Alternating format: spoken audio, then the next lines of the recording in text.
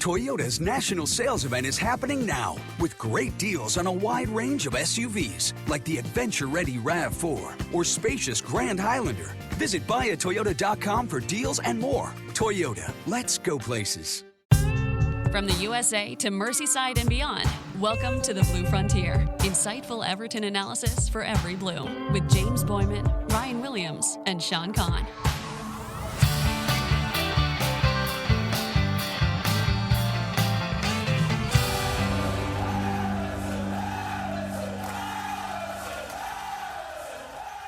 Greetings, Toffees. Welcome back to another episode of the Blue Frontier. James here, joined by Ryan and Sean. We've got a news episode today. There's been a lot that's happened. We, of course, are going to start today's episode by doing a recap of our trip to Atlanta this past weekend, which was a fantastic experience, really good time.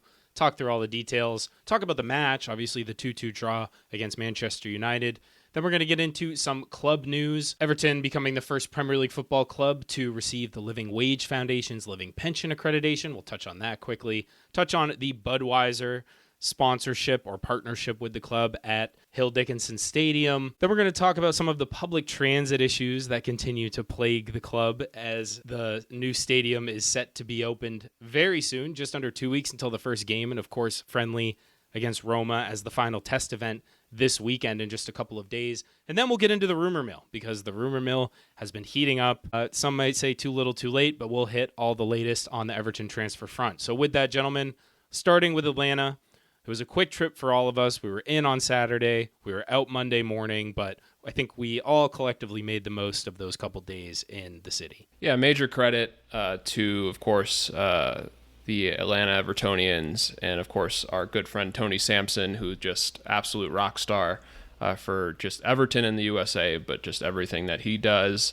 It was a great time. The weather, of course, was a little bit worrisome for us getting in, and Ryan, James, and I enjoyed a rainy tailgate as the pub quiz was going on. But I think the best thing about it is just getting everyone together. I'll take the pleasant surprise of 70-degree weather in Atlanta in August, right? And so for me, that was very enjoyable.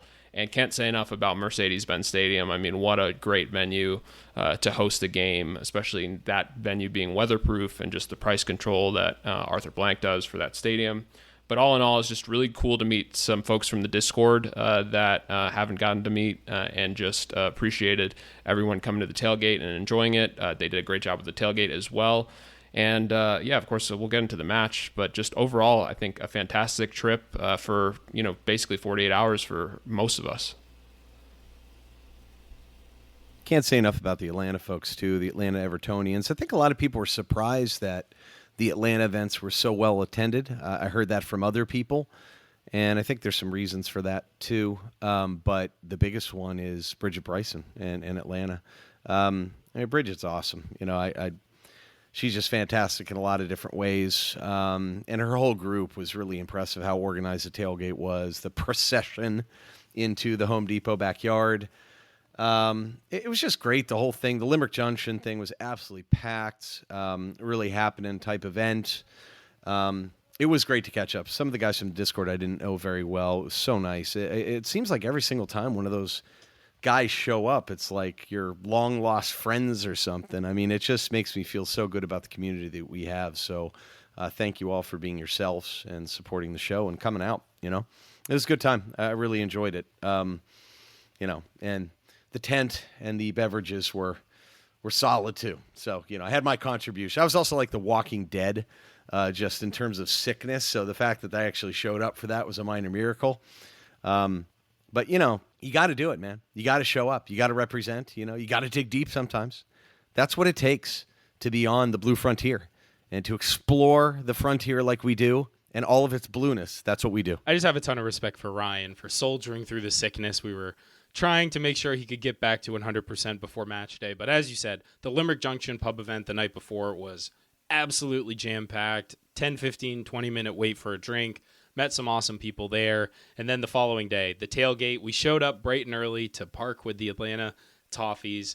Turns out we didn't need to show up quite so early, and we sat in the rain for a few hours, but nevertheless had a great time. And once the tailgate really officially kicked off, it was perfect timing. The rain stopped, and the Evertonians just popped up. And before you knew it, we had a rollicking tailgate going, liquor ball being played, great conversations to be had, and a lot of passion on display for Everton. So, as you both said, big thanks to Tony, big thanks to Bridget, and all of the Atlanta folks for pulling off an event that they had to do a lot of the legwork for in terms of planning and coordinating everything for the tailgate. The food that was on display, it was delicious and really well orchestrated.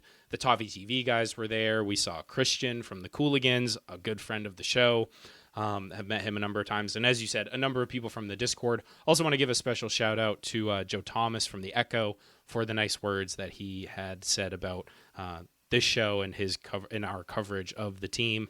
And just really great to see. I mean, the first event that we all met at for the first time was Orlando during the thick of COVID, and that was a fun event. But how far this community has come in just a few short years, and the numbers continue to go up. After how bad the club has been, it's almost incredible that things have continued to grow the way they have.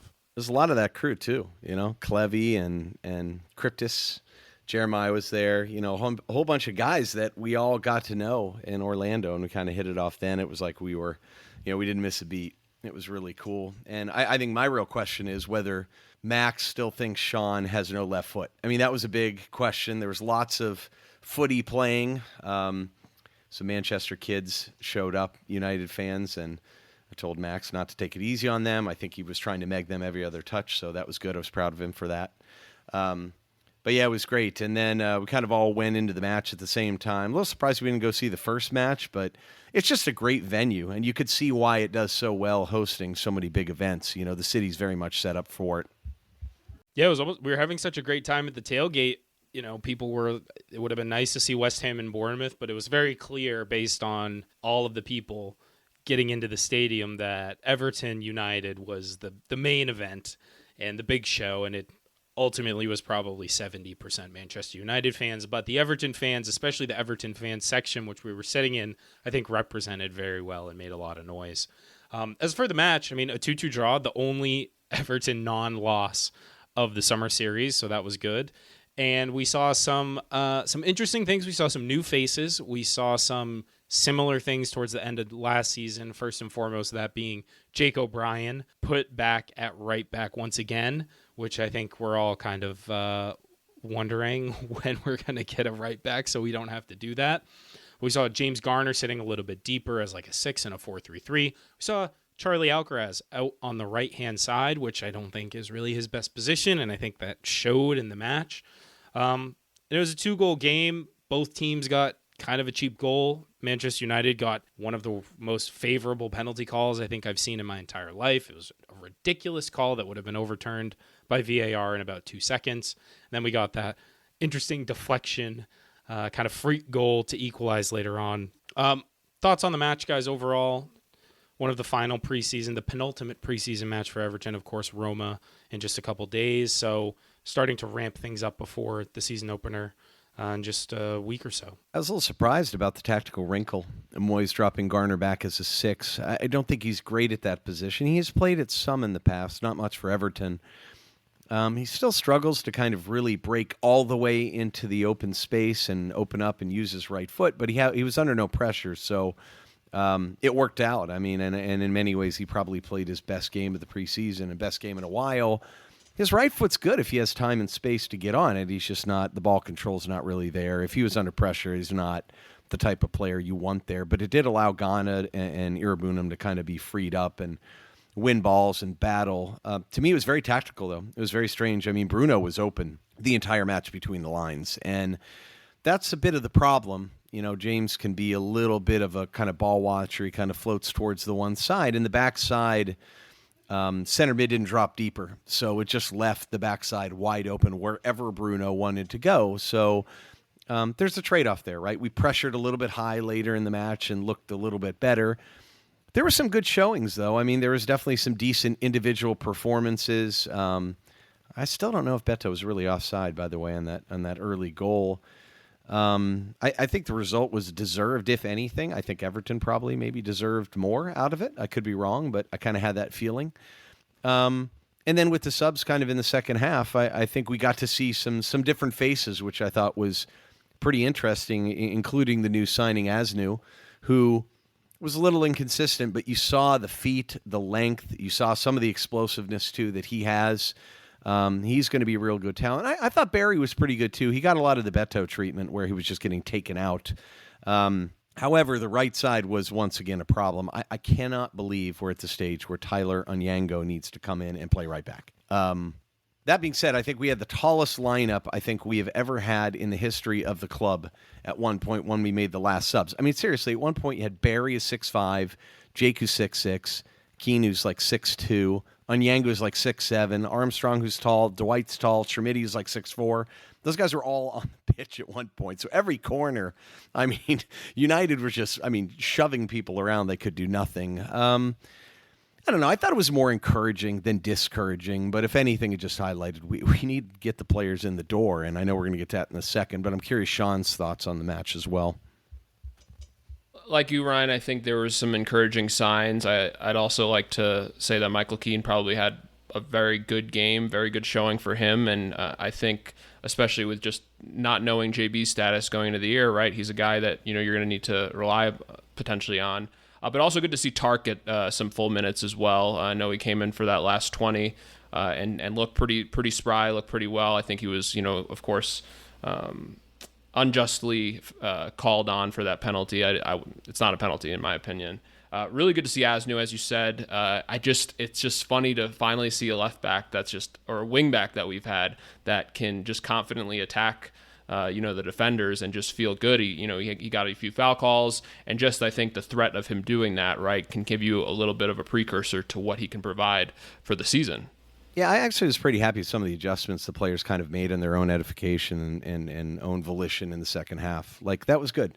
That was something, it felt, and it was chippy. It felt like a Premier League match. I mean, when we scored that kind of garbage goal, Njai got clipped from behind by Bruno. One of the dirtiest plays I've seen in a long time. In fact, I'm a little surprised that Onyango had a chance to take him out at the end of the match. I really think he deserved it. I'm a little surprised that didn't turn into a bigger deal, because it would have been very tempting. It was right on the sidelines in front of the benches for someone to jump on them and pop him. It was that disgraceful. He should have been red carded. I think he probably gets red carded in a Premier League match for it. Yeah, that was a disgusting challenge. And look, Bruno, it's not beyond Bruno. We know that he can be a little bit of a dirty player at times, but for a preseason match, right before the season starts, it was gross. And I didn't see it quite catch it live because we were sitting kind of looking end to end, and you couldn't necessarily see the contact that well. But then on replay, seeing it over, I'm like, wow, I can't believe he got away with that. That's unbelievable. The referee was also just terrible all night. But as you both said, Aznou, really encouraging for his first minutes. Look, it wasn't the prettiest thing. He looked a little bit, probably a little bit of nerves going on his first minutes for the club, but you saw that sort of winger-ish mentality that he has, the ability to take guys on, the confidence to take guys on, and just something so different from what we get from Mykolenko on that left-hand side. So as he acclimates, I just think he's only going to get better. The skill in warm-ups, watching him kick the thing around, him and Harrison, it was pretty impressive. You could see that's a guy that grew up and trained a lot at Barcelona. You know what I mean? Aznou. You could see it. And that's the type of stuff that was encouraging. I was happy to see Barry seem to get in the flow a little bit in the match, too, because he's going to be expected to play a role, and he hasn't looked all that comfortable yet. I think there's a feeling amongst the coaches that he's pretty raw, and he looks a little bit raw, but there are moments where he looks just fine. It's going to take a little while to adjust to the league, though. So we'll see how it goes. But, yeah, I think more positive than negative, in my opinion. And I think one benefit that we might not be talking about as much is we're probably going to see these guys, most of the ones that have featured, probably for Leeds, right? And it's just good for these guys to get minutes. It's good for these guys like Garner and some of the fringe guys that we don't know, Charlie, to continue to get minutes and ramp up for the season. And, of course, we'll get to it, but one of our new signings has been playing a lot recently. So I think from a fitness standpoint, we should feel pretty good about where the squad is going to the season. Yeah, no concerns for me fitness-wise. It is just going to, I think with Barry, you got to adjust to that role where it's just kind of getting lumped up to you. I do hope that the team learns that they can play it to his feet a little bit more, and he can just learn to use his physical attributes more consistently against stronger defenders that he's going to be facing week in, week out. But honestly, I thought Beto looked all right too. Beto seems to be happy to be wearing the number 9, and I imagine he'll be starting for the first number of weeks, and then Barry as sort of the wrinkle to throw in as the game wears on. But yeah, as you said, Ryan, more positives than negatives, no question about it. Yeah, I heard a lot of people behind me and around me saying if Beto couldn't hold the ball up, we need to sign another center forward. It's like you were watching a totally different game. I mean, he would go out to the, one of the guys in the wide 3, they're playing a back 3, box him out completely like Yoro. Yoro would have to jump on his back. He could do nothing. And their wingback would come back and steal the ball because he had no one around them. Like, what did you expect him to do there? I really do question some of these people, what they're watching. It's live, too. I mean, you can see all this stuff. But well, and we've been watching isolated strikers with no one around them for years and years now. So it should come as no surprise to anyone that we're still seeing that in later stages of preseason. E-commerce business owners know the best way to run a successful business is to keep their customers happy. You build trust with your customers one package at a time. That's why smart retailers use ShipStation. ShipStation helps you run the smoothest order fulfillment process possible and cut costs, not corners. ShipStation streamlines all your orders from everywhere you sell into one easy-to-use dashboard, prints shipping labels, manages returns, and tracks inventory. You can even automate repetitive tasks so your team makes fewer errors. Plus, they get you the lowest possible carrier rates. You'll save up to 88% off UPS, USPS, and DHL Express, and up to 90% off FedEx rates. When shoppers choose to buy your products, turn them into loyal customers with cheaper, faster, and better shipping. Go to ShipStation.com/program to sign up for your free trial. There's no credit card or contract required, and you can cancel anytime. That's ShipStation.com/program. Right. Now, in other notes, the Living Wage Foundation's Living Pension Accreditation, that's a pretty interesting thing. I don't know if that came out of the blue. I would imagine that's something that you have to kind of build up to and earn. Yeah, so getting into that, as Ryan mentioned, Everton has become the first Premier League football club to receive the Living Wage Foundation's Living Pension Accreditation. It's just, you talk about the People's Club. This really just kind of, personifies that. And from Everton's website, as you mentioned, in 2016, Everton got the accreditation as a living wage employer, reflecting the club's commitment to ensure no member of staff is paid less than the real cost of living as calculated annually by the Living Wage Foundation. And of course, 9 years on, Everton's one of 11 Premier League clubs to be accredited and now has been the first to receive a living pension accreditation. So I think just, we talk about how much the staff folks over the years, just think of the Goodison tours, just think of like so many of these memories, right? And for so many of these people, Goodison has been their lives, right? And of course, going on to now Bramley-Moore Dock. So it's just something really impressive. And I think when, you take football out of the equation, it's just a real pride point as an Everton fan when you think about it. In a time around the world and in the UK and in America as well, where people are really struggling to make ends meet, it's just great to see these type of gestures from the club. It is multi-million-dollar organizations. We know Everton have had their financial troubles of late, but to remain committed to the idea that people should earn enough to live, it doesn't seem like a radical idea, but coincidentally, the team we played on Sunday have proven to not really uphold those types of standards. So wait. Hold on. You're saying United's not there? Is that what you're saying? I don't believe they're one of the accredited. They're very good at layoffs, though. Really good at letting staff go. Ryan, that's why Bruno made that tackle, because if they didn't win the Summer Series Cup, I don't know if they'd be able to pay, the staff next month. So you laugh. Imagine how much Chelsea made in that FIFA Club World Cup. My goodness. Yeah, either way, we're living up to the reputation off the field as well, too. It'd be nice to start to get a little better on the field. I think we agree. One thing that should help, at least with the game day atmosphere, that could propel us to greater heights on the field is certainly the selection of Budweiser UK as the official beer partner. Some very interesting reactions to that. I don't know if some of these individuals have been living on the moon, which would make sense, just waiting for us to finally make our interterrestrial conquest once we achieve Europe. But this just in, the Budweiser beer group doesn't mean that all you'll be able to drink at the stadium is Budweiser. We're moving into a slightly new era here, folks. I know we take that for granted in America, because you go and there's like 25 different selections, but this includes like Bass, Beck's, Boddington's, all the Budweisers, big deal, whatever. Corona, Pacifico, Hoegaarden, Leffe, Lowenbrau, all sorts of different stuff. So I don't, Stella, which some people think is a really awesome beer for some reason. But yeah, I mean, to each his own. I just, people's reaction was so bizarre on this one, but it doesn't sound like a bad thing to me. I mean, so I don't know. I saw some signage going up. They're going to have to make sure the Bud Heavies are blue labels now. I'm sure that'll be fun. But you know what I mean? This is some pretty crazy and very strange reactions, in my opinion. I feel like it's just like a UK like to poo-poo on American beer. Like, they're like, you guys don't know good beer. It's like, all right, well, look, I'm not a beer snob. I'll drink a Bud Heavy. I'll drink a Bud Light. I have no qualms about that, but I do love a Stella. A Corona's even better.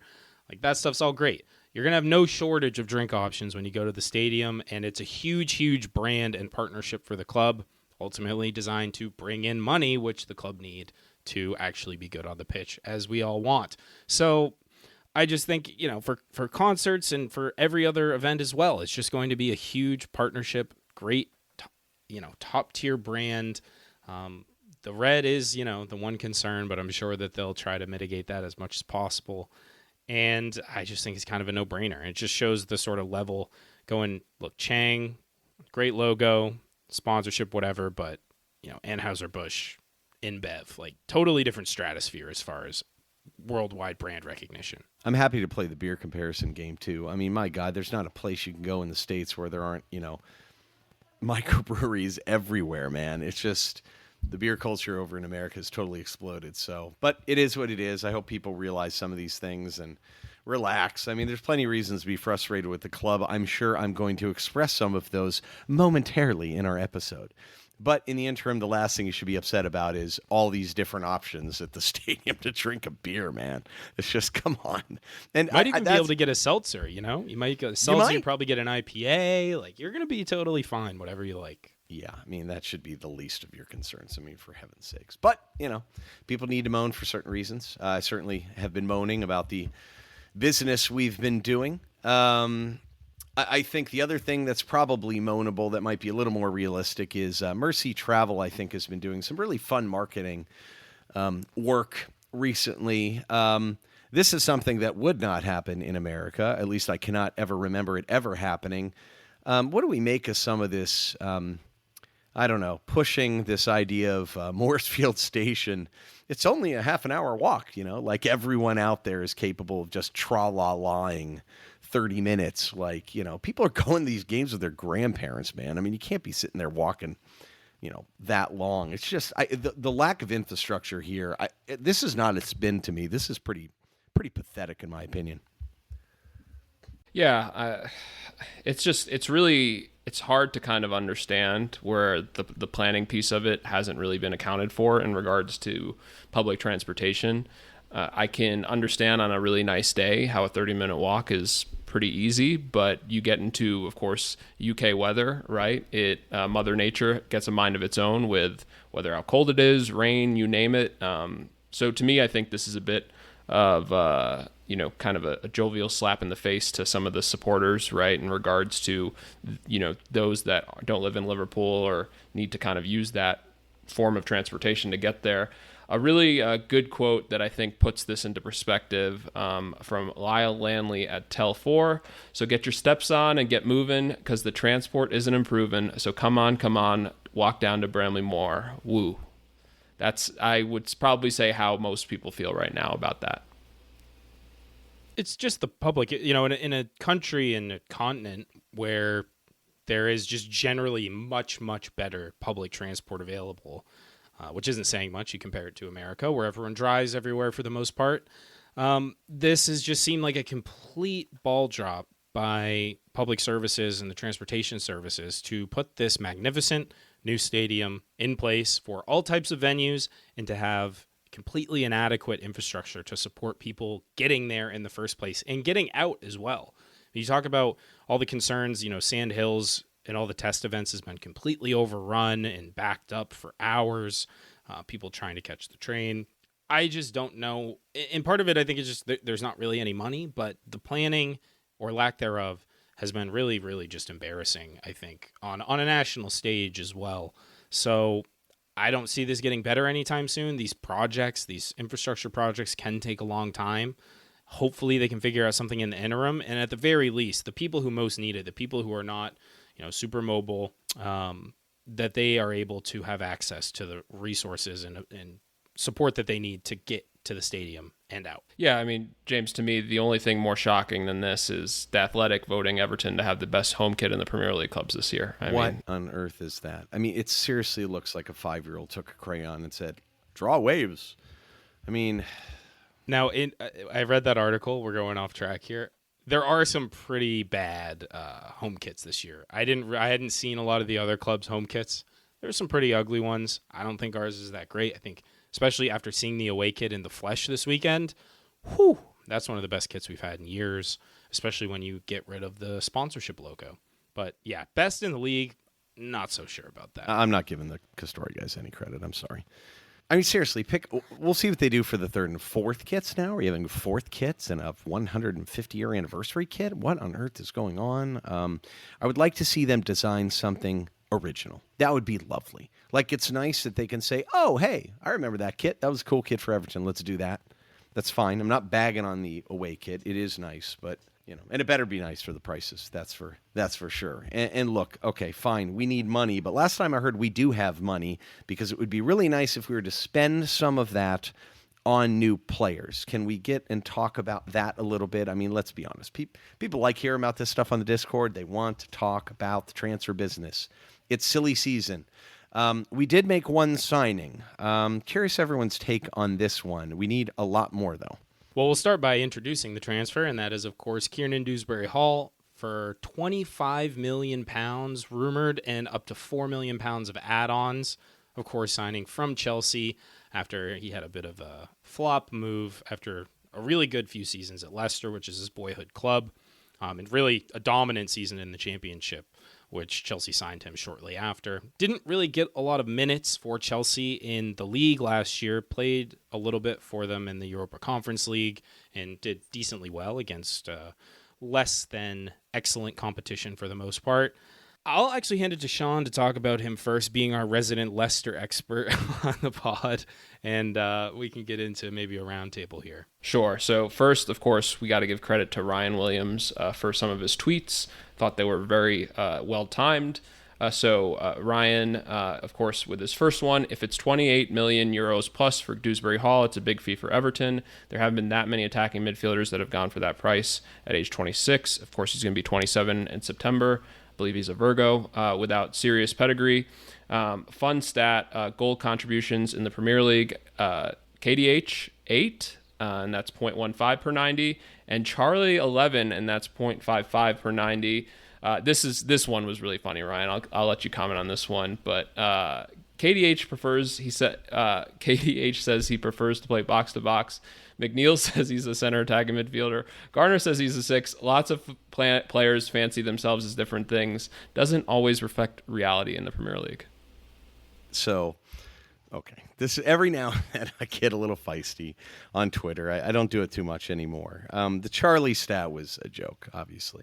But there's some merit to that. I mean, the thing is about Charlie, I understand that I think fans tend to watch the ball a lot and tend to appreciate kind of technical aptitudes and fancy things and stuff like that. And Charlie can be a little sloppy at times, but Charlie also does make some stuff happen too. So I don't want to. I know he's maybe not had the most even preseason, and so that's something to remember. That being said, I actually think Charlie would be really good off the bench too. He kind of has that no fear thing. He'll go out there and play kind of full out, and he might be better in that role too. So that was a little bit of a joke.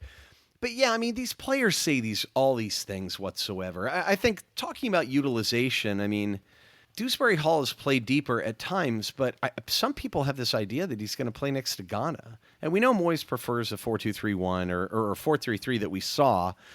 No matter what, it doesn't really matter. In a midfield 3, he's going to have to be the most advanced one to me. He's going to be the most attacking guy. You can't play him with Charlie together, for example. You can't unless you have just an unbelievable 6 behind them. And we don't even have a 6 yet either. I mean, kudos to Garner for playing a good match, but he's not a 6 in the Premier League. So This is one where, probably play the 10. I keep hearing he's going to play the Decore role. I hate that phrase because Decore was stuck doing that. It's just a 10, man. And I think he'll be okay. I just don't like the investment, to spend that sort of money on a guy who's turns 27 in September. I don't know what that gets you. Maybe he'll be very good. I know the prior recruitment team really liked him too. It's not that he's a bad player. I quite like him. But I think that's where he's going to have to play in kind of that 10 role, or if they play that 4-3-3, if we could find a legitimate 6, it would be him next to Ghana playing in front of someone else and Garner kind of making way. I do like him, though. I mean, I know, Sean, you've watched this guy a lot, and you certainly have some opinions on him. I think, James, you've seen him as well. Curious your guys' thoughts. I have some pretty distinct takes of my own as well.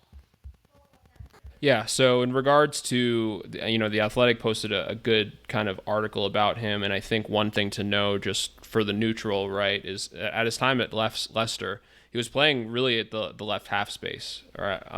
And I think what's interesting about his time at Chelsea, which I think is a bit checkered given the lack of minutes, and most of them, as James pointed out, in the Europa Conference League, is he was mainly on the right? So I would say in terms of my personal thoughts, He's very proactive when it comes to making forward runs and space. I think he's a very intelligent player in that, and you can see many kind of attacking actions that he's kind of really started it, just whether he's had the ball or he's been off the ball on just some of his movement. He is a composed finisher. I think the question is why hasn't he had more goals? Of course, that season in the championship, he was electric, right? I would say he's very nifty with the ball in tight spaces. He's not afraid to take guys on. And I think for us, it's exciting to have that. Of course, he's not going to blaze the world on fire with his speed. He's not super slow, but it's not something I would say is a trademark of his. But I would say this, he works hard defensively. You could look at his numbers. He's not going to get into many tackles, and he's not going to get into many challenges. But I think he's smart enough to know that if he is, he's probably going to win the ball. So I think for me, I agree with Ryan. I think he's a good player. In terms of the funds of what we have available, it's kind of unclear at this moment, right? Because the window's not closed and there's still plenty of time. But I kind of just look at the amount of needs that we came into the window trying to fill, and we really haven't filled any of them. Yeah. I think it's an overpay. I do.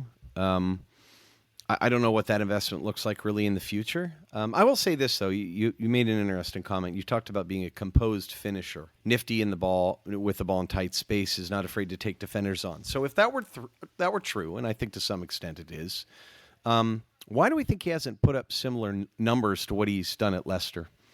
I mean, the Conference League numbers look okay, but he's not really broken through to Premier League. And again, Chelsea has a good team, and they have a lot of depth. God knows they have a lot of players. I will say this. He's a really smart player. You talked about his movement into space, and I think it's very good. It's also good defensively. Like, when you watch him play, he really checks his shoulder constantly. He's very aware of where he is within the system. He's not afraid to pressure. Not the biggest guy, he's not, again, I know I like making fun of the height thing, and I know that's an inside joke on the Discord, but he's sturdy, though. I mean, he's not weak. He's relatively strong. His legs are strong, too. I don't know. I mean, he could take a set piece, too, with his left foot. He did, at least at Leicester, so I think that's helpful because we really don't have that player on the pitch. 4 goals, 1 assist in the Conference League in 1,000 minutes and stuff. He was playing a little deeper there, too. I mean, to me, the big number is in the league. If you look at what he did in the championship, I mean, he was averaging a little more than 4 touches per 90 in the box. At Chelsea, he's around 2. I mean, that's a massive difference. So, the goal contributions are a natural kind of follow-up from that. Again, we've talked about him as an investment. I do like him, though. I think he's a really good player. I actually think he'll be better. He's more of a transition-type player. I think he runs really well with the ball, and he's composed. And he doesn't miss a lot of passes. Like, he gives a certain sense of control to a game. Even when he's in transition, he's kind of the opposite in Charlie that way. And we need more guys like that. I mean, how many times have we watched in preseason guys just miss-hitting passes? Like, not to the right foot, not with the right weight. You know what I mean? At least that's the impression I get from him. He's very clean and very tidy. James, curious your take. I mean, that's a lot of Sean and Ryan. No, I think it's all really good stuff from both of you. I do think there's, like, we talk about his season at Chelsea and not getting the Premier League minutes. Well, he did play in the Premier League for 2 seasons with Leicester, and he played over 2,000 minutes in both those seasons, and you still don't see super high-level goal contributions. I mean, 2,300 minutes in 22-23, 2 goals. 2 assists. Some progression, though. You know what I Yeah, mean? well, that was really my main thing. What I wanted to get to was like, I do think he adds a lot, and what we talked about, we need other guys who can progress, both via the dribble and the pass besides Njai, and I think this does fit that mold. I agree with you, Ryan. Like, it's a big fee for a profile in a 5-year deal to boot, where you're talking about you're now on the hook for this guy into his 30s. I think it just kind of baffles me, the deal structure and the fee when you're giving other guys, younger guys, shorter deals, but it seems like he was very open to the move. I do agree with you that in a side that tries to transition and counterattack a little bit more, he will bring some stability, calmness, and preciseness to those counterattacks. I mean, how often did we watch things just go completely off the rails in transition last season, ineffective in moving the ball quickly forward? I think he adds that, but I agree, like, he plays in the 10. He's much more suited to that than Decore was, and I think he's actually a little underrated off the ball too. I think his work rate's really good. I don't think he's like a great defender. He's very active. He'll press really aggressively, and I think he'll help on that front. And I think he brings a lot more on the ball in possession than Decore did. So I do think it's a good signing. I think he makes us better, but I still have question marks around what our recruitment philosophy is, what our strategy is. We've now paid a number of very large fees for positions that were not near the top of our list, at least in our squad assessment. I like how active he is. Could he play right wing? What do you guys think? Tucked inside if we had kind of a wing back? In that half space, he might be decent, but I don't think you really get the best out of him there. Maybe a little bit better. Like, he's a little more two-footed than a Dwight McNeil. But his right foot's decent. His right foot's not bad. Yeah. So I think he can offer a little bit on that front. And I think that's another one of the things that's good about him. And Patty mentioned this in his articles. Like, he is a little bit versatile. Like, he's not pigeonholed into a single position. He can play in a number of different roles. And that's something I think we do need a little bit of as well in this team. I think to answer your earlier question of why didn't he put these numbers at Leicester, I think one thing that we forget is he was playing there at the same time as James Maddison was, right? And James Maddison really was more the attacking threat, kind of the guy that was taking things on. It was a bit clunky too, just with some of the personnel that they had. So for me, and just where he was in his career, right? And of course, once Maddison left and they got demoted to the championship, you saw what he could do, really kind of being the focal option. So it's interesting. I think he's a little bit unproven at the Premier League level, but I think we're all in agreement. I think we like the player. It's just the fit is questionable given our personnel. Yeah, I can see him playing the ball on the left side to Njai and just feeding him so Njai doesn't have to drop deeper. I mean, that to me is a big bonus. I mean, we've completely ignored the right side, though. I mean, that's the bigger issue. It's also seemed like the type of deal you could have gotten done a while ago. I don't quite understand, and that makes me think we're getting a little panicky. I hope that's not the case. This is a guy that we've been trying to get a couple different windows. So this would have been one that you could have gone right out of the hopper and kind of just locked down, I would think. Yeah, I don't like that number. I don't like that price. You've in essence given Chelsea, too, back their book value when they overpaid for him. I don't like that comparison, too. I mean, continuing to use overpays from other teams is like, well, yeah, but, they paid for him this much. Well, they overpaid for him there, too. And it's obvious because he's moving on. I do hope he takes off, though. I mean, look, I don't think it represents great value. You can get away with maybe one of these if you have the spending power that Everton have. I just don't want another one. I will say one quick benefit of him is his durability. I believe, if I'm not wrong, that he's only missed one game in his career. Like, the guy plays a lot, right? And so in the championship, I believe he played every game. So, I mean, when it comes to Everton, right? And of course, I knock on wood when I say that. Availability sometimes is the best ability, unfortunately. So, all right. Well, we move now into the rumor mill. It's been pretty much just a couple of links. Really, the main link, which is of course Tyler Dibling, 19 from Southampton, right winger. This saga has now been unfolding for almost a week now. There's been a back and forth on bids, valuations. Southampton seem to be holding strong and valuing him at a really high price, which is exactly what we said about the guy in our team assessment. Was good player. Actually, I think he's a very good player and a phenomenal prospect, but they're asking a amount that we probably shouldn't spend. And I think we kind of moved on from there. Well, the transfer committee did not listen, and they said, well, we'll just get embroiled in a back and forth with the club and eventually land on, I mean, the rumor was always 50 million that they were going to ask for him, and that seems to be still the case. There were rumors that we were like going in with 35 with incentives. There was a 40, I think, with a 25% sell on. But we're kind of right back to square one on this one, guys. Your thoughts on the Dibling saga and the player, I guess. I mean, I just love how somehow, some way, it all comes back to 777 with Johannes Spores as the sporting director for Saints, right? We just cannot get away from them. It's just Everton that. In regards to Tyler Dibling, I really like him, actually. I think he would be somebody at the age of 19. When you look at and you scan the Premier League, places for him to develop, places for him to grow, as well as getting the playing time, I don't know if there's a better spot than us. I'm not trying to say that as a biased Evertonian, but just scanning the options, you look at who's willing to pay that price. You're not gonna see that many teams, right? Of course, Newcastle might be one because they seem to be getting denied by everyone and their mother in transfers. But the price is obviously a sticking point, and I think there's a certain place where you can push. I think, of course, if it does happen, it's probably be somewhere around the 45 million pounds mark. There in no way, shape, or form should be a sell-on fee. I think that's where you have to really kind of hold the line, because you truly limit your future transfer prospects. Because I do think, I mean, it's a risk, but you look at the actual player, I think he's very, very good for the age of 19, can take guys on. He's not afraid. I think his creativity is really good. It's almost, I'm not going to say he's like Njai, but there's plenty of moments where you can kind of see his ability to just turn into space and really just do something creative with the ball. But I think, Ryan, as you mentioned, I mean, the guy, it's hard to kind of give a sample size of his attacking talent because he's hardly had any touches in the box. You know, you look at last season, right? So I think that piece of his game is still to be uncovered, but the actual player for Everton, I think he would be a good fit. It's just you have to get the price right. I think he's like Njai. I don't think that's crazy to say that. You know, he can drop deeper. He plays with his back to goal, and he can really kind of turn and spin on guys. He can really dribble the ball. He doesn't look that fast, but I think that's because he keeps it close to his body really well. One thing I'm borderline obsessed about, I think I was telling you guys this the other day, is the ability to release the ball quickly. And I know he hasn't scored a lot, but I mean, he hit the post. He's still looked relatively dangerous when he's been in and around the box because he releases the ball quickly. I mean, he can go right to left foot and get a shot off very fast. And there are these moments, you know, there's some wild shots here or there too. You can tell he's pushing it a little bit, but he can hang in the Premier League already, I think.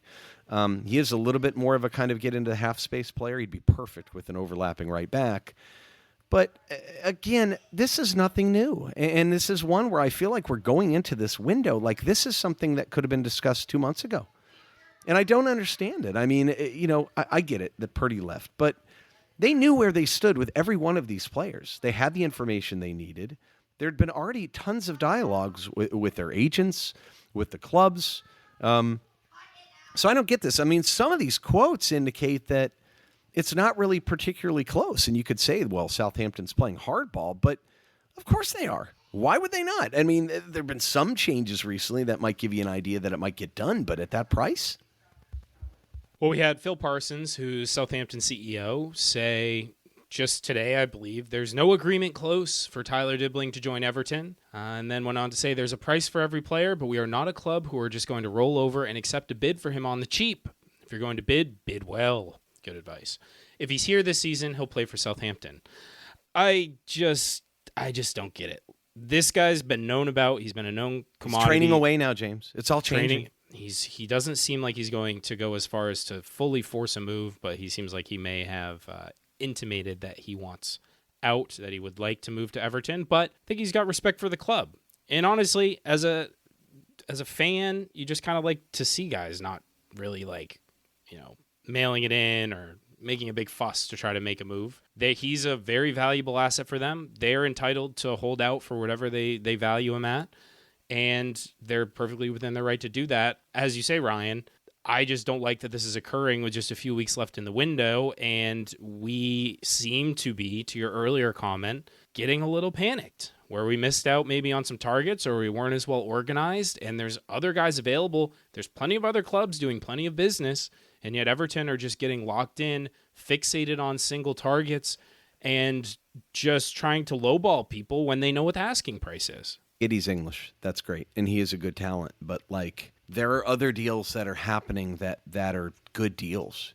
Like, Hassan just went for maybe 35, maybe 40. But the point is he could have been your backup center forward, too, and play right wing. You know what I mean? Like, why did we chuck out money on Barry when we can't even address the major needs of the club? And to my way of thinking, too, like, we have wide open opportunities for young players to come in and play right away.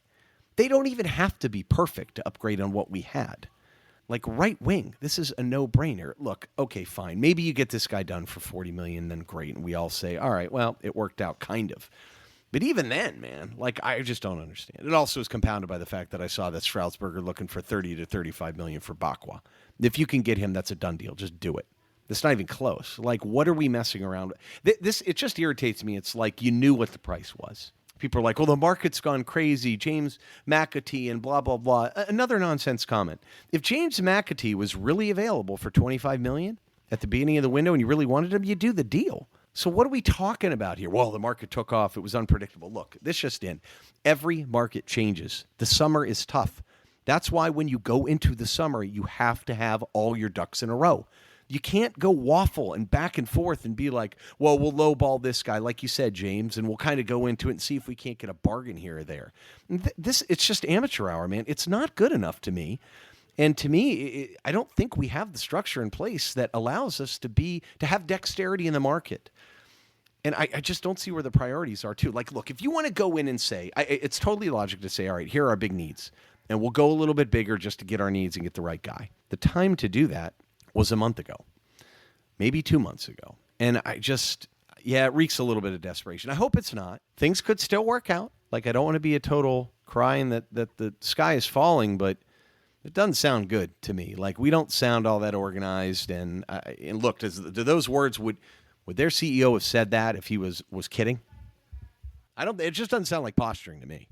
Sounds like a guy who holds all the cards and knows it and is perfectly comfortable continuing to hold those cards. And they're in no rush. Their incentive to sell is pretty minimal. He's contracted. They don't have to worry about it. And I agree. Look, this was always the concern on the show of this is what happens when you rip up, tear up, put through the shredder your entire football recruitment structure right before the summer window. The question was, could we quickly and agilely move to put the right pieces in place? What I don't get is, like, you should have had that all lined up. This should be just a matter of Nick Hammond and negotiating at this point. But is this how you negotiate deals? Look, maybe he's just posturing to find their backup, to go sign Tom Fellows to come in and sub it. I don't know. But it just doesn't sound like we're really on the ball here. I just cannot believe it is the 7th of August and we have not solved right wing, center mid, or right back. None of them. It's just very bizarre to me. Sean, any last thoughts on this one until we move on to the next target, which is kind of a strange one, but at least a position of need? Yeah, I mean, I disagree slightly. I think at this point, Tyler Dibling's contracted till 2027. He was valued at $100 million. Now it's $40 million. Of course, the club's valuation, not market value. It's an interesting one to monitor, given that the two players that they have are him and Mateus Fernandez that have high value. And so they probably have to offload one of those guys to fund like the Tom Fellows and some of their other needs. So I think there is a bit of ambition from their side to get it done soon, not, deadline day. So that's just one thing to kind of monitor in my opinion. Because those quotes, by the way, Southampton have an annual conversation with their CEO to ask these questions. And so this is one, of course, great timing, right? This was one of the questions that came up. So to me, I think, of course, the hardball piece of the 25% sell-on fee, I think a little bit of that's nonsense. I like the target. I like the talent ID piece of it. I just, to your point, Ryan, I worry a bit in the timing. Well, I'll say this. I mean, if we start firing offers at other right wings and someone comes and goes over top of us, then Southampton was right.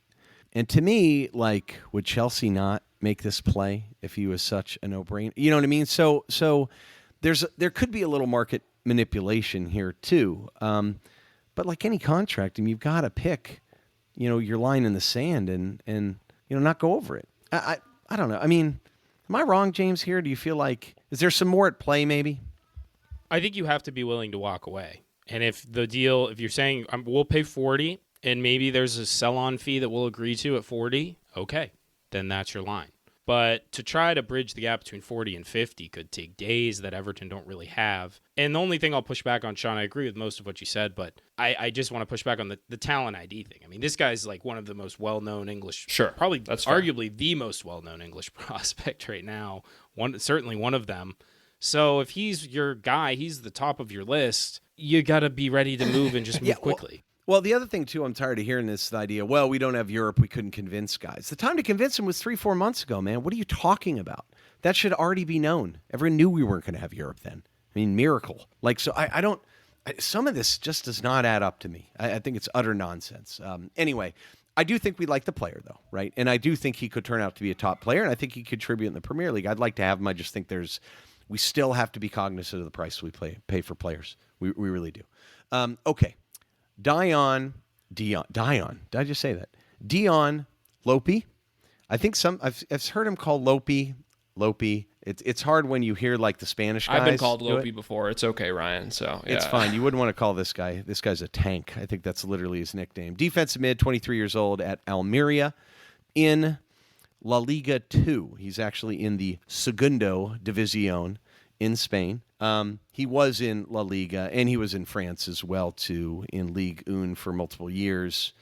Sean Lunt via Sports Witness. It is thought that Almeria midfielder Dion Lopy, guy, I almost did it again. Now I said Lopy. Boy, this is not my crowning moment here. Is on the verge of joining Everton. Thank God I've watched the player, know something about him. With the Toffees signaling to the Spanish side that they are willing to spend 25 million euros to sign the 23-year-old. That would be the second highest transfer fee, I think, in the history of the Segundo División. That would be an absurd fee. This guy's worth not even half that. That's a joke. So I wouldn't pay too much attention to that. He is a 6. He has some great yellow card records. I think we've enjoyed that one. He is a 6, too. There's some things about him I don't particularly like. He is a little bit of a brute at times, a little too aggressive for my liking. I don't like the fact that he receives the ball with the wrong foot sometimes, too, and he doesn't open up very often and look to play the ball. He's kind of one of the guys who'd play it back to a center mid or center back, and when a center mid plays it back to him, that's when he gets aggressive and fires it all over the place. He is very defensively conscientious, which I do appreciate, and he is a tank. Like I said, he's like 6 feet tall, but, I mean, just people bounce over and off him. He does like to turn and run with the ball a little too much, in my opinion, but he's so strong, he kind of swats guys away. I think he's gotten yellow cards for putting his hand in people's faces, basically, when he turns on them. I don't know. I mean, I think we can do a lot better, but if the price is right, I mean, he does fit a need, for sure. Not in love with him, but if the price is right, he might do okay. I don't know what you guys think about this. I don't, is this really a go or two? It doesn't sound like the strongest rumor. I actually quite like the player. I think the hard part, of course, when you play for someone like Almeria, and no disrespect, is you're going to find a lot more highlights of his national team, Senegal. I agree. It's very unique how he sometimes receives the ball and just has to work so hard to get away from defenders. And I think part of that, as you mentioned, is just kind of receiving it with the wrong foot. His passing range is actually kind of impressive for a 6. Like, there are plenty of plays where it's just he has the understanding and knowledge to kind of either play guys ahead or just be able to blast the ball 30-40 yards and be able to get it. Times, to be perfectly honest. I know, and he does it at speed, which I appreciate, but it's like a little dink or chip over a guy. It's like, is that really necessary? It kind of reminds you a little bit of Onana. Of course, I don't want to compare the two players in regards to their actual talent, but like just when he just leaned back, Onana, and would just ping a 50-yard pass and it would be right to the player's foot. I agree. I mean, 25 million for a guy that plays in essentially Spanish League 2, like that makes 0 sense, right? So I can understand the club wanting to keep him, but to me that would be outrageous. I think if you can get a player like that in that 10 million range or whatnot, I think it's a worthwhile flyer, right? If anything, for depth pieces, even if you're not your starting 6. And yeah, I mean, it's interesting in terms of the actual sources. If you Google his name, you will see 6 different Spanish sources saying 6 different things, right? So it's hard to really trust this one, but I think he's an interesting guy. Probably a better fit for the Premier League too. Like, he almost looked like he was playing too fast at times in La Liga 2, at least when I watched, which, Spanish game's a little more technical. He's interesting. I think we could do better, maybe do younger. But, yeah, I mean, we need someone like this, though, right, James? Well, that's what I was going to say. I mean, you look at, again, back to the squad assessment, back to the team assessment, ball retention, ball winning containment, progression. I think this guy can do a little bit of all three of those from the sixth position. I think that would be a net positive for Everton. You free up Ghana to go out and just cause chaos. This guy might cause a little chaos on his own while being a rock. He can maintain the level of discipline we've seen and positional awareness, like just provide that sort of core backbone of the midfield and free up whoever else, Dewsbury-Hall and Ghana, like to go around and disrupt and get forward a little bit. I mean, the profile's right.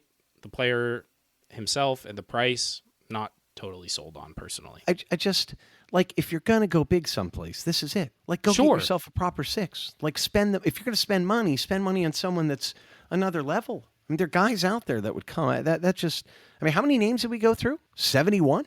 It's all a blur. Yeah, I think it was 70 plus. Yeah, again, I have apologized on multiple occasions for it. Yeah, I just, this is one where it's like, yeah, interesting. Maybe a good ad, if he's your second guy you get, maybe, to kind of fill in a role. But we need an on-ball center mid that could boss the game. Seriously. And I don't think this guy's quite it. He's interesting, though, I guess. The recruitment team listened to our team assessment and then said, we're going to go, everyone that they talked about, eliminated from contention to sign. We're not going for any of that. Well, Jashari just got signed for like 35, 40, and that's a lot of money for him, but we liked him a lot. Like, he's the type of profile I would love to get. Yeah, agreed. There are others out there, though. I'd love to look at South America, too. We haven't even, not even a peep. That feels like such a bridge too far at this point. For a six? I mean, it's just so, like, essential to how all of them play. I just, if you're going to take a shot at a guy that's not quite there, I mean, France has so many center mids. It's outrageous. I don't know. Anyway, I'm a little frustrated with our time. And then I don't think these last two quick rumors we can hit made me feel any better. I know some people really want Jack Grealish to come, but I think it is so pointless and so not logical at all. What is the goal here? Is the goal to finish 9th next year? Is that the goal? To me, it's not. I just really think that we should be focused on trying to have a sustainable competition, going for Champions League spots every stinking year. That's the level that Everton should be on. And to me, any investment you make now has to be considering those things. What does Grealish do? He raises our profile. Actually, if anything, I don't even know where he plays. Either the 10 or left. And you have Njai, you have Charlie, you have Dwight. You can't play anywhere else. I think we figured that out. Now you just signed Dewsbury-Hall, who plays both those areas as well. So what are we doing here? Like, this guy is not a good fit. We should not be allocating 10 million. If you pay his full wage, it's like 15 million pounds. You should not be allocating money to that to finish 9th. Yes, maybe we'll make a cup run. I get that. But like, you know who wins a lot of trophies? What teams do? The better teams.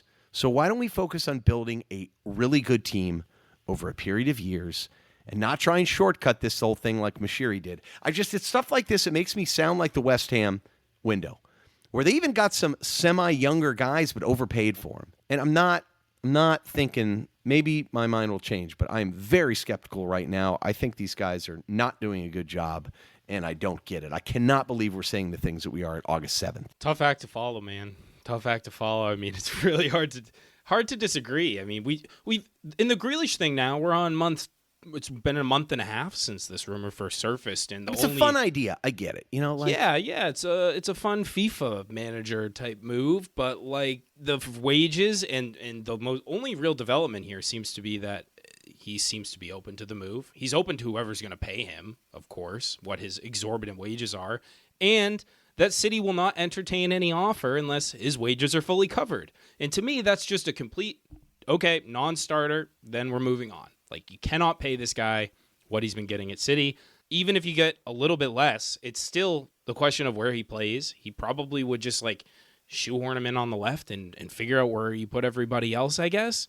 It just adds more complication when we're still talking about major areas of need, and we're not even, besides the link we just discussed, nothing material has come up of players that we actually would, just signing someone relatively competent for a reasonable fee would make us instantly so much better. I hope this is the last time we have to talk about Jack Grealish, but we'll see. It won't be. I mean, to follow up, You've been excited for this one, Sean. Yeah. I mean, I don't think I'm overreacting at this point. I mean, I'm sorry. Like, the season starts in, 2 weeks? No, we literally don't have a right wing. We literally don't have a right wing on the entire team. We don't have a right back either. Like, I don't think that's a good thing. I think that's kind of embarrassing, really.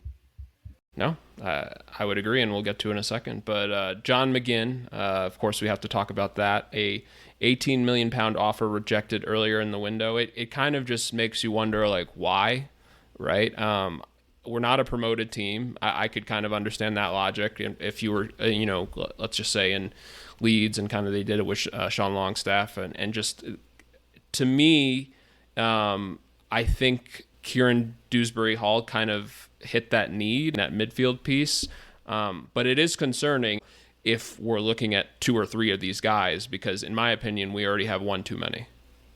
Well, it's kind of what I think Paddy clarified, this link kind of resurfacing, in that this was a link from almost a month ago now.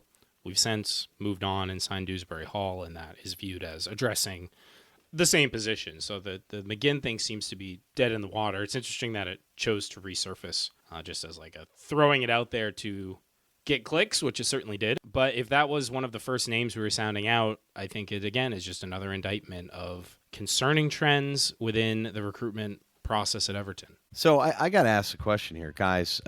Is the committee working? Because in my opinion, it is not. I don't even know who's really... I mean, I would have thought the targets would have been identified, and this has just been the Nick Hammond show negotiation at this point. When you hear Moyes talk, it doesn't sound like it. I keep hearing excuses that, we don't have Europe. Like, what? I mean, you already know what players would come or not by now. Like, did you not do your due diligence? I know the old recruitment team did. I know he literally handed them all the information they would need to run with it. I get it that the market changes, but, like, I just don't. I mean, and I don't buy this idea, we're waiting for the right price, the right deal, when you just signed Dewsbury-Hall to a price that I think you could have gotten at any moment. So I'm just not buying it. I don't think they're doing a very good job, and I'm very fearful what's going to happen. It still could work out, but, like, and I don't feel like right back's even being discussed. Again, I'm not going to judge the lack of links or something to indicate anything, but I don't hear anyone at the club saying we need a right back. I hear right-sided attacker a lot. I've even heard a little midfielder, nothing. So, I mean, at what level of concern are you guys at? I'm pretty concerned. How are we quantifying our level of concern? Scale of 1 to 10? I'm at a solid... 10 Budweisers means you're just absolutely belligerently upset and frustrated, and, like our buddy Dan at the Orlando meet that we all met. Right. 1 is that, like, you're just kind of cracking one open, taking a sip. I'm at like a 5.5 Michelob Ultras right now, so I'm not quite panicked yet. There is still time. I'm not going to panic. We said we wouldn't really judge it till the end of the window. Things can happen very quickly. The Dewsbury-Hall thing popped up out of nowhere, and the deal was done the announcement was made within just a few days. That said, based on the available evidence, not inspired. Like, there's just this growing feeling in the back of my mind that we all had this sort of renewed hope under new ownership that we were turning a corner. And yet, the impression I'm getting from this window so far is it's very reminiscent of that first window under Moshiri, where we just splashed cash. It's not quite that bad, but splashing cash, buying redundant players, overpaying all over the place. And we don't have enough information on how the committee's working. But if they're going for a bid, getting rejected, going back to the group and saying, okay, we need to realign, who do we go for next? I hope that's not the case. But that's completely dysfunctional and broken process and organization.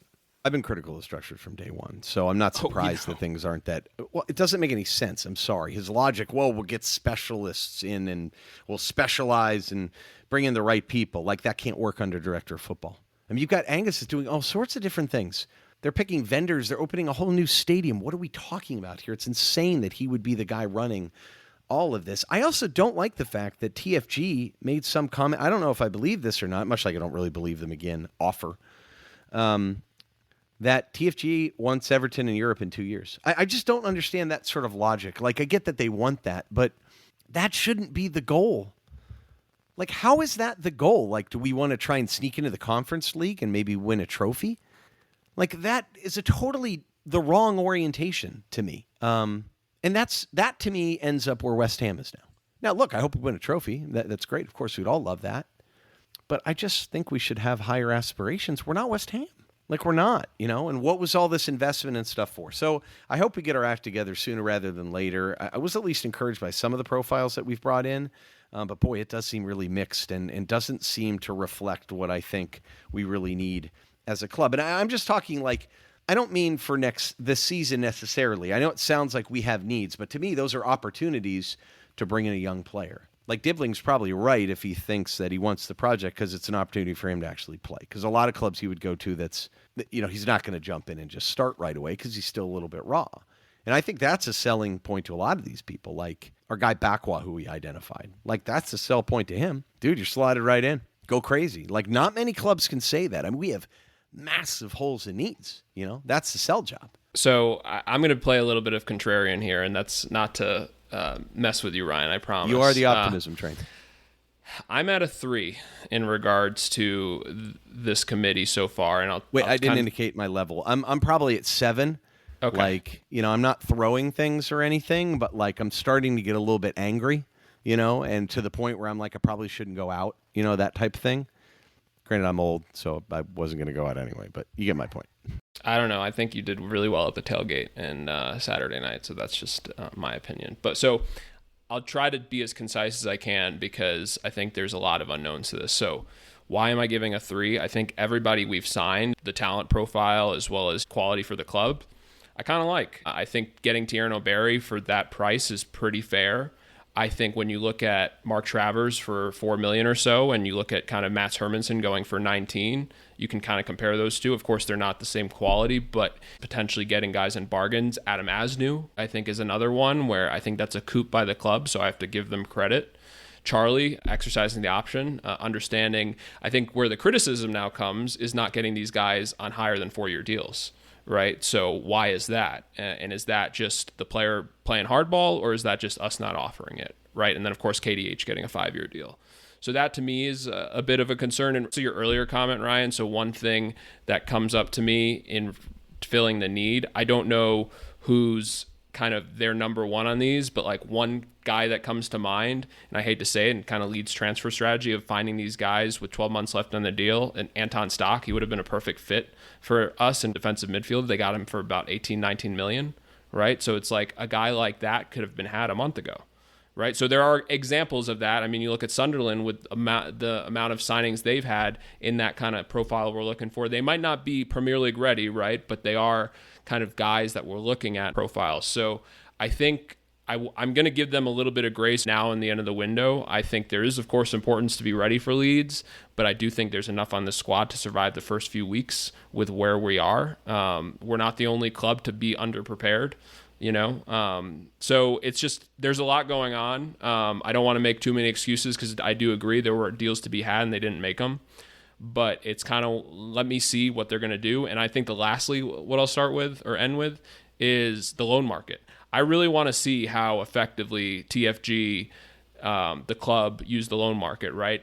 Roma's got like 600 right backs now, right? Are we going to be in the market for Selick or Wrench, right? Is that the guy that they're looking for to kind of, be the sub person for right back for now? Because maybe what their target is massive and they just can't do it this window. If that's the case, fine, right? Of course, we don't know that, but I do feel like they have a plan. I think I put in the Discord, I think Mike Tyson has punched them in a few times in the face by now in that plan, so I think they haven't adapted it as well.